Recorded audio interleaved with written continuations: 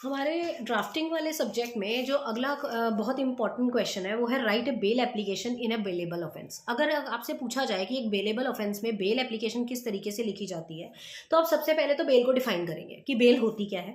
उसके बाद आप बेलेबल ऑफेंस बता देंगे और उसके बाद एक एप्लीकेशन उठाएंगे। मगर आपको अगर एप्लीकेशन लिखने के लिए कहा जाता है तो आपको साथ में फॉर्मेट भी बनाना पड़ेगा।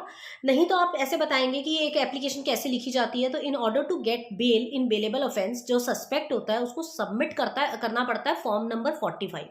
फॉर्म नंबर 45 सेकेंड शेड्यूल में दिया हुआ है और वो उसको फिल करके देना पड़ता है। In this case being heard in bailable offense, bail can be granted by the police officer in charge of the police station.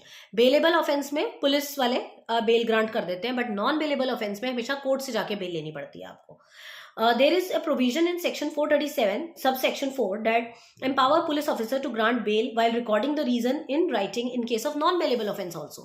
हमारे 437 सेक्शन और सबसेक्शन 4 में ये प्रोविजन दिया हुआ है कि अगर कोई नॉन बेलेबल ऑफेंस भी है तो उस केस में भी पुलिस वालों को कहीं कहीं पर राइट है कि वो बेल ग्रांट कर सकते हैं। किस चीज पे? रिकॉर्ड करके। वो रीजन को रिकॉर्ड करेंगे, राइटिंग में लेंगे और उसके बाद उसको बेल ग्रांट कर सकते हैं। अगर हम बेलेबल ऑफेंस की बात कर रहे हैं तो उसमें नेसेसरी कंटेंट क्या क्या होने चाहिए एप्लीकेशन में? Number 1, the name of the magistrate court under whom the bail application is filed.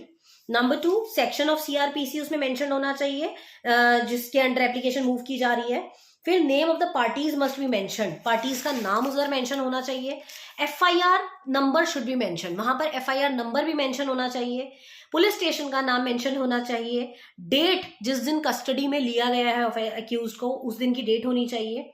Jin grounds पे उसको ग्रांट मिलनी चाहिए बेल, वो ग्राउंड्स मेंशन होने चाहिए। The accused will present before court whenever called, ये प्रॉमिस होना चाहिए कि जब भी इसको बुलाया जाएगा एक्यूज को कोर्ट की तरफ से, वो हाजिर होगा बिना किसी बहानों के। एंड एप्लीकेंट के सिग्नेचर होना चाहिए और साथ साथ वो कंट्री को लीव नहीं करेगा, इस चीज के लिए भी वो मेंशन करे वहां पर। अब अगर मैं यहां पर सैंपल बेल एप्लीकेशन की बात करूं तो सैंपल बेल एप्लीकेशन किस तरीके से लिखी जाती है, इसको हम अगली वीडियो में करते हैं।